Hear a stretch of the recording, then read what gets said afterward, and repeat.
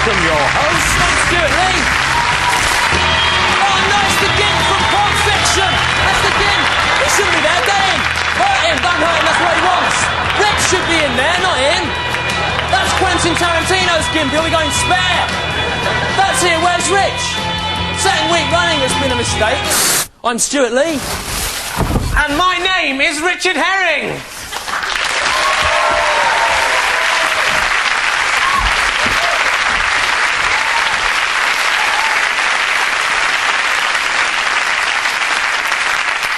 You never guessed where I just was, Stu. No, oh, dear. Yeah. Anyway, welcome to Fist of Fun. Oh, dear. Yeah, Ooh. it's the lifestyle show that aims to find at least one thing for everyone in the world to do, irrespective of their age, race, creed, colour, or pain threshold.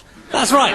But remember, it does all come from the perspective of two emotionally stunted men in their mid-20s who've never done a decent day's work in their lives and who rarely venture out of their houses for fear of missing an unscheduled episode of Going for Gold. It's not fun. You got into a bit of trouble after last week's show, didn't you, Yeah, Stu? yeah. In response to the Easter parable, we were deluged with nearly 2 letters of complaint. This one is from Mrs. J. Wentall. She wrote to me to say, "The show displays a woeful ignorance of true Christian belief. I wonder if you dare to broadcast something in the same vein, but targeting a travesty of the Islamic faith." And I wrote back to Mrs. Wentall and I said, well, no, I wouldn't. You know, might be an atheist, but I'm not stupid. Like going out in the old fresh air, don't you, Stu? Yeah, and having my hands as well, like them. The ends of your arms. Yeah, that's very useful. No, actually, what I was referring to was the 50 letters of complaint we received about your continuing anti-Somerset prejudice, Stu. Look, there's just some of them, look. It's really amazing, actually, getting 50 letters of complaint from Somerset. It's impressive. Because, of course, they've only got the one quill pen between them down there. And that's chiefly used for tickling the devils out of the mad folk, isn't it? Stu, as you well know, in Somerset today, the mentally ill are treated with modern electric shock therapy. And where electricity isn't available, say in Shipham, they're, you know, smothered humanely. All right. But good news, Rich. Good news for you and your socially dysfunctional county folk. Because one of the things we're going to be looking at in this week's show is how to make friends. Fist. Hello. Hello, you must be Ian, Jenny. Doris lent me. Hello, welcome, come on in. Oh, nice to meet you. Oh, it's a pleasure. Come on through, make yourselves at home. Right, that's my husband, Ken. This is Sarah and Jeremy. And that's Roger. He lives at the wood end of the road. I am enchanted to meet you. We always have a bit of a do when you folks move in. Just so everyone can get to know you, see who you are, find out a little bit about you, so you feel like one of the family. So, Ian, you work in the personnel department at Lucas Alternators, don't you? Yes, that's right, yes. I've been there for about 4 years. Oh, yes, Ian, we've done our research. Jenny, I gather that you hail from Lincoln and that when you were 14 you won a bronze Duke of Edinburgh award. Yeah. How do you know that? It's in the newsletter. When new people move into the road, Doris and I do like to put together a little newsletter about them. Just things anyone can find out from records at the local library and a few phone calls posing as a government official. I hope you don't mind, just being neighbourly. Here's your soup, Ian. Sorry? Come on, Ian, you love soup, don't you? You have 2 or 3 cans a week. You're soup crazy. You've taken the liberty of going through the bins in your old house in the past. Just to get some idea of your interests. So, come on then, Mr. Soup, eat up. So, Jenny, I understand when you were younger you had an operation to remove a bottle which had become trapped in your anal passage. Roger here works as an orderly at the local hospital. Yes, so, as you can imagine, it's very easy for him to slip into the records room under the cloak of night and find all sorts of hoopla-hallay. It's best to get these things out in the open now, Jenny. It stops gossip and rumour-mongering. Oh, time for my film.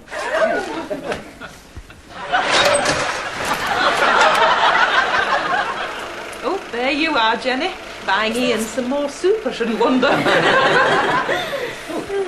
Is that another bottle? Oh, that's you again, Jenny.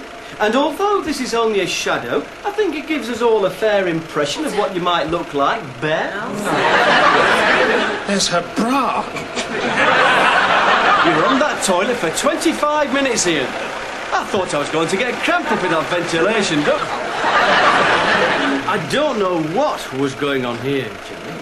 I don't think that's Ian, is it? No, Still, we mustn't pry into what doesn't concern us. And that's the end of my welcome Ian and Jenny to Ringfield Road film.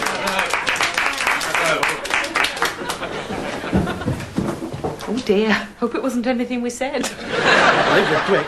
We should be able to catch the rest of it on the closed circuit.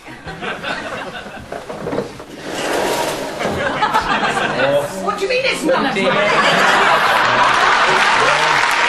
It's good fun. In there, it's horrible.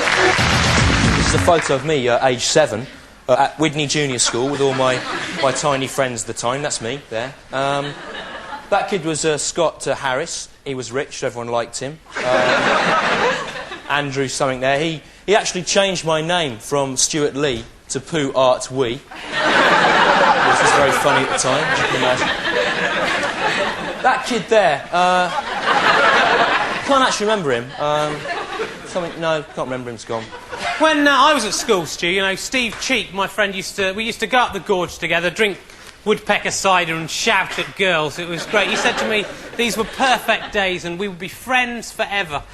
But, you know, now whenever I ring him up and ask him if he wants to go up the gorge and mess around like we used to, he says, Rich, I am the Professor of English Literature at Bristol University. I have children of my own now. Leave me alone. Stop ringing me. You're strange. It's really sad. You'll come up the gorge with me after the show, won't you? Drink cider after the show, I will. Yeah, definitely. Yay! Drink One of the problems that you have with making friends, as we've seen, is that ultimately, of course, you will outgrow them and become embarrassed by them. I am a cider drinker. We're in a situation now where we're at an important showbiz party and you're talking perhaps to, say, Mark Lamar and getting on very well with him on a one-to-one basis, you know. And then your embarrassing friend comes along and he goes, oh, you're that Mark Lamar off the telly, I've seen you. I've touched your hair with one of my hands. Are you talking about me, Stu? No, I'm not, no. Because, you know, if you are, I won't come to the showbiz parties with you anymore if that's the way you feel. You know, Actually, I don't want to come. I just thought I don't want to come anymore. I didn't like them. You know, I don't want to go. You don't mean that. You know, I do. You know what you're like? What? You are like the Edwardian explorer, Captain Oates, you are. What do you mean?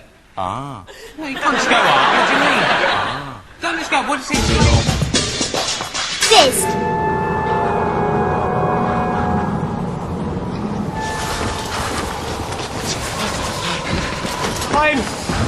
I'm just stepping outside. I may be some time.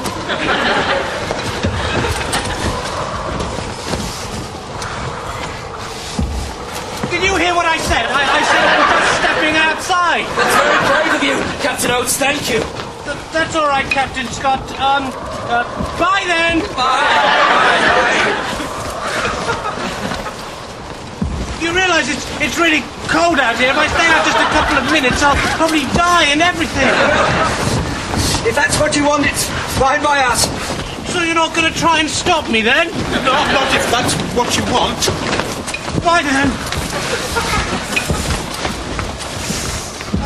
I left my glove.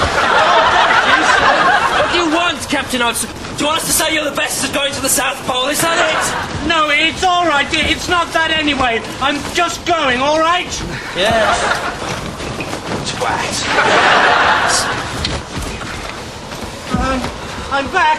It didn't take as long as I anticipated. The thing I had to do. Oh, Captain Oates.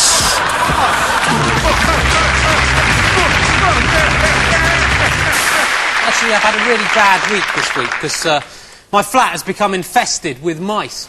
I am a vegetarian, like Morrissey and Hitler, and so I can't condone the murder of small animals, you know. Surely there's more important things to worry about, Rich, than whether you should kill some small rodents. I mean, you know, what about the homeless, for example? Oh, no, Stu, I don't think we should kill them. They're not doing any real harm.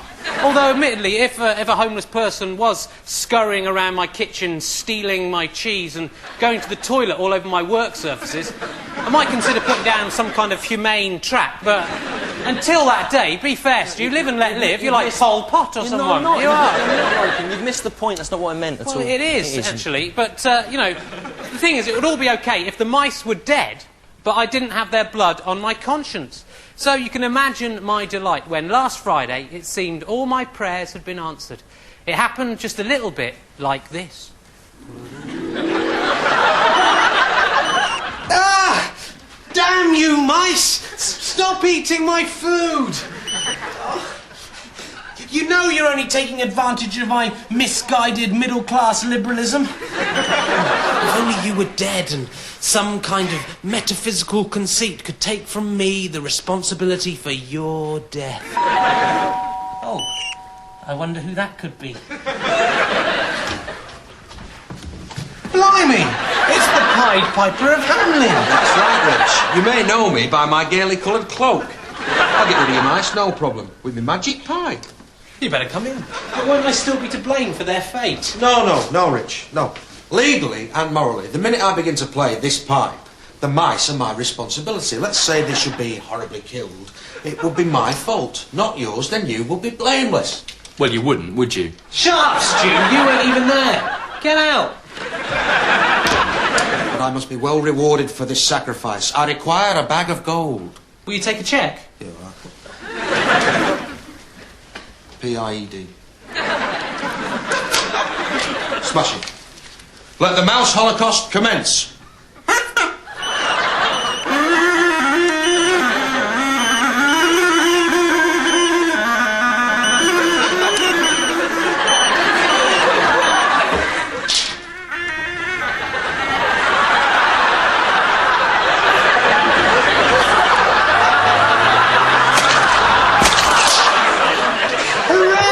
The mice are dead and I'm not to blame, hooray! I mean, how sad.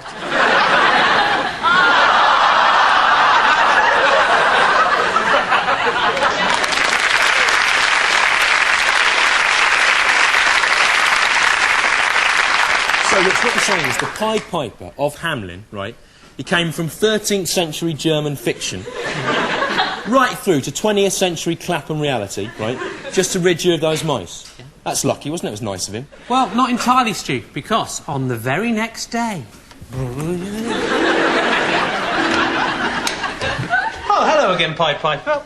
What's up? That bloody cheque you gave me, arse him bounced, didn't it? That's not my fault. You didn't ask to see my cheque card, did you? And anyway, a bag of gold isn't legal tender in 20th century Britain. Don't you even know that yet? Damn your eyes! This sort of thing's always happening to me. Check on, Pied Piper. You am a twat. Oh, that's what you think. Ah, well, I can do more things with this pipe than enchant a mouse. Go on, then. Steal away all the children in King's Avenue. I don't care. Oh, and this time, make sure you wait for any lame children. This isn't the 13th century anymore, and there must be proper wheelchair access to whatever mystical land you lead them away to.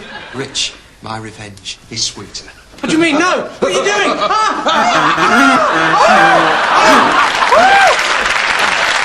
It was awful, Stu. Now every time I make a smell, the pipe plays and enchanted mice try to get into my trousers. I think Neil Tennant from the Pet Shop Boys is interested in buying that pipe off you. Because he collects unusual musical instruments. Fun! Hello. If you have seen me before, then I will need no introduction, as you will recognise my face. If, however, this is the first time you have seen me, then I must tell you now that I am called Simon Quinlank, and the thing I shall be telling you about is a hobby you might like to try. What you will need for this week's hobby: lots of thin white paper, some charcoal or crayons, a guide to country churches, a flask of weak lemon drink, and at least one hand. If you like going to country churches and rubbing things, then this is the hobby for you. This week's hobby is called arse rubbing. Here's how you do this week's hobby. First, find a church and then go to the vicarage. You can drink your week-lower drink now, or you can save it until later. When the vicar answers the door, talk to him for a while about God and architecture. Hello, Vicar. I like God and architecture. Do you? Then say this sentence with your mouth. That's very interesting, Reverend. Would you be interested in letting me take a charcoal or crayon rubbing of your arse? Answer me! Delighted. Remove the vicar's trousers and underpants, if he has them. Place the paper over his arse and then rub the edge of the charcoal or crayon against the vicar's arse. And then, hey presto, a perfect charcoal or crayon representation of the arse of the vicar in charcoal or crayon has appeared on the sheet in charcoal or crayon. I have used charcoal, but crayon is much better because it is in colour. After the rubbing, I label the rubbing with the date, church, name and cleanliness of the vicar.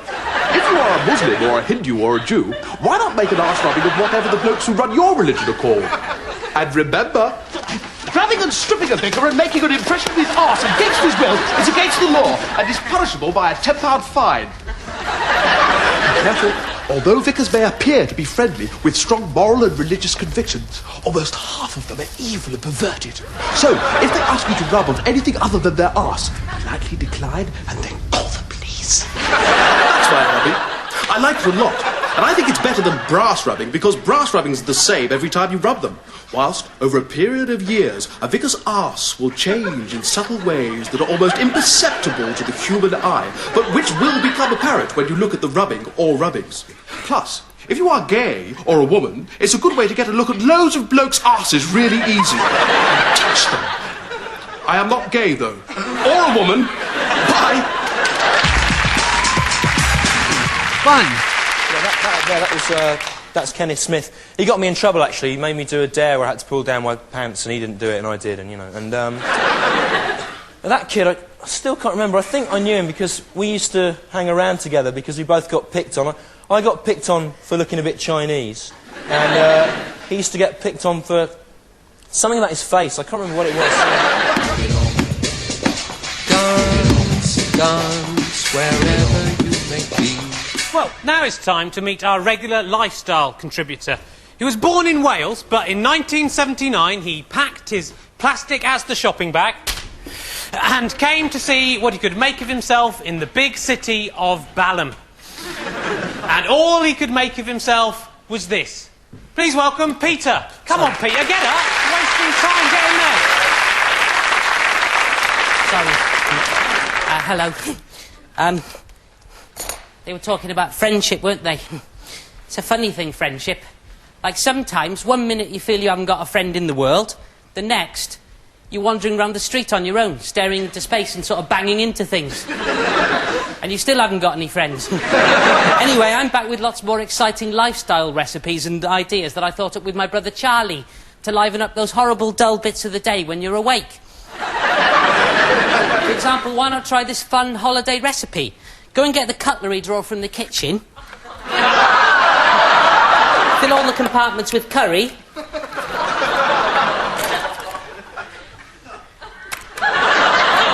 Then pretend you're on a plane.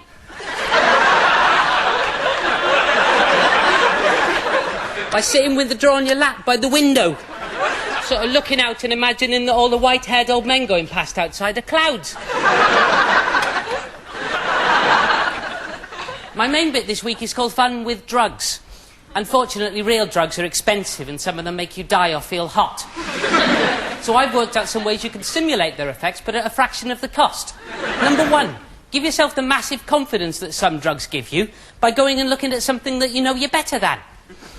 I usually use this piece of dirt here. Or a spider. You have to be careful with the spider, though, in case he starts doing something that he's better at than you, like making webs or crawling up the side of a bath or having 8 legs. You could always retaliate by going, which spiders can't do. Number 2, get the effect of cannabis by sitting in a hot bath, smoking a cigarette, then standing up really suddenly in the bath. Finally, go into the Bedford pub on Bedford Hill in Balham, walk up to the huge frightening man, who lives in the bed sit next to mine, and who once came in my room at 3 o'clock in the morning and tried to put a pair of handcuffs on me and touch my face. And do a spit in his beer. This should create the common drug effect of having to be rushed suddenly to hospital very close to the point of death. Right, I'll finish with another nice recipe. For this, you need a pint of milk, which you put in a natural, electricity-free fridge like mine. Twiddle its in pants there. Put some milk in there for about 3 months. I think that's ready. Then get a biscuit. And what you do is smear some jam on the biscuit. I'm using my hand for this. Finally, pour the 3-month-old milk onto the biscuit.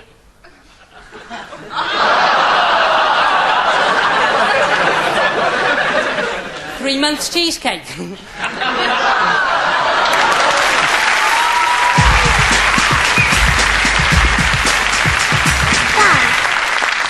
Very good, isn't it, Pete? He's always goes good, down very well. It's very popular. He's proven, isn't it? I could have done lifestyle things like that. You know, it's been easy. If you want to do that, you can do it another time. No, I don't want to do it now. I could have done it, but I don't really want to. Anyway, you know, let him do it. Captain Oates, you are. I'm not like Captain Oates. I'm not. You are. No, I'm well.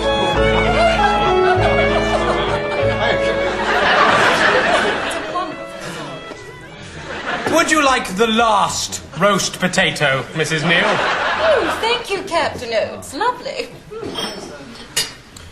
I mean, I know you've already had 4 roast potatoes. I've only had none. But don't let that worry you. Fine.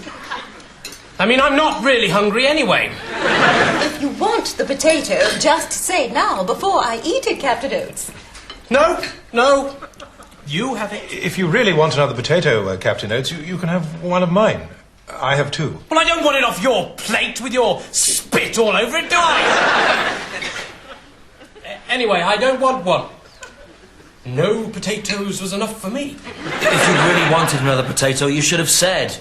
Instead of offering it to Mrs. Neal and expecting her to realise that when you did so, you did not really want her to have it to Captain Oates. I didn't want it, Captain Scott. All right. If you want it, just say. No, you stuff it in your greedy face. You'll eat the food that I paid for. Fine.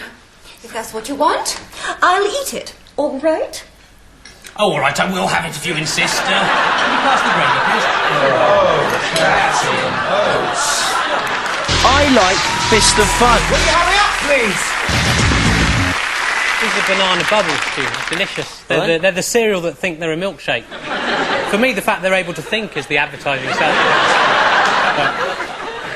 Actually, talking of that, Rich, the ability to think. If you haven't got much money or resources, one way of filling up your time is by using your imagination, right? For example, in the early hours of the morning, I like to lie awake imagining that my ex-girlfriend is stealing all my friends off me and turning them against me. John Lennon was another person with a powerful imagination, Stu. He could imagine many things. He could imagine there was no heaven. It was easy if he tried. He could just do it, just make it up. He could imagine all the people sharing all the world. No. Poof, just in there. Poof, yeah, like that. Get this. He could imagine looking glass people, right? No. That's not it. What? Eating marshmallow pies. Good God. Imagine being able to imagine that. It's an incredible thing. Yeah. And he could even imagine, Stu, that Yoko Ono was in some way attractive or talented. Phenomenal. All in here. Look. Get him, get the Kim. He could hurt someone. Did you see what he did to Bruce Willis in that thing? He was trying to catch him. Because they lay eggs. Yeah. They lay their eggs. It's a bit like that thing on Vision On, and it went, whoa, whoa, like that. Could be worked in. Perhaps one way of getting round the no friends dilemma is to live in a false world of your own imagination. So is there anyone in the audience tonight who's got an imaginary friend? What about you? Have you got an imaginary friend? No, friend. No? What about you? Have you got an imaginary friend? Yeah, my imaginary friend is 19th century scientist Michael Faraday, who invented electricity. But in my imagination, he's a bit like a giant lamb with a lion's face. Yeah, he's not the same as he is really in the history books. He doesn't really like electricity, and of course, he's been transformed into a lamb lion. Right. But it really is him. It is him. Good. Oh, you've got one. What about you? You've got an imaginary friend, yeah? Yes, my imaginary friend is called Jeremy Charlson, and he works as a civil servant in Whitehall. It's not very good, really, because I rarely see him because he's out at work all day, and when he gets home he's very tired. Also, being a civil servant, he's very sensible and he never wants to come out and play. And if something happens at home, like a plate gets broken or shampoo gets put in the sugar bowl, I can't blame Jeremy Charlson because everyone knows he'd never do anything silly like that. No. Civil servant. No. What about you? Have you got an imaginary friend? Hang on! No, I know you from somewhere. Or have you just got one of those kind of faces that... No, it's you, isn't it? From school, Harvey. Harvey the rabbit boy. Harvey Inkbarrow, yeah. Who are you talking to, Stu? Have you got an imaginary friend, Pete? Well, I could find it really hard to imagine anything. Right. So if I try to start imagining an imaginary friend, I start with, like, an arm. But then when I get to the face, I've forgotten the arm. And then the face gets connected to, like, a kettle or something like that, which is not much use. No. Of course, you've got an imaginary friend, haven't you, Rich? No. Yeah, you have. It's me. You imagine I'm your friend, but I'm not. Well, at least I'm not seeing imaginary giant rodents in our audience tonight, am I, Stu? Is this some mice I see before me? Or art thou but mice of the minder? Huh? Rich, you know, earlier on, those mice you were talking about, right? Is it really true the Pied Piper came and got them? Yes. It's just that your flatmate said, right, that you trapped them under a spice rack with a piece of board, threw some cumin in their eyes, right, waited until they'd nearly starved to death, and then got him to smash them over the head with a rock. No, it was the Pied Piper. He did it, the Pied Piper.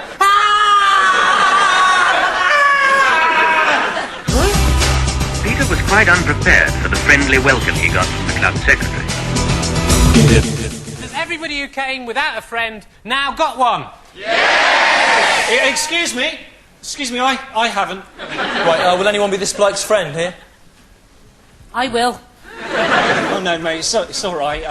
I've just remembered I've got to go and do a thing. Well, never mind, because perhaps having friends isn't all that it's cracked up to be anyway. I remember talking to my granddad, and he said one of the things that he hated about getting old was slowly watching all of the friends that he'd grown up with dying off one by one. And I said to him, well, Grandad, you fed them those berries.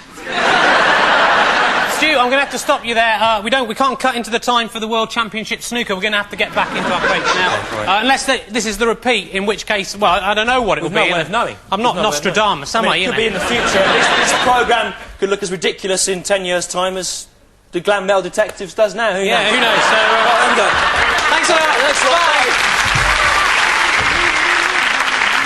Oh, no, poo, I've made us smell in the... Oh, that was horrible.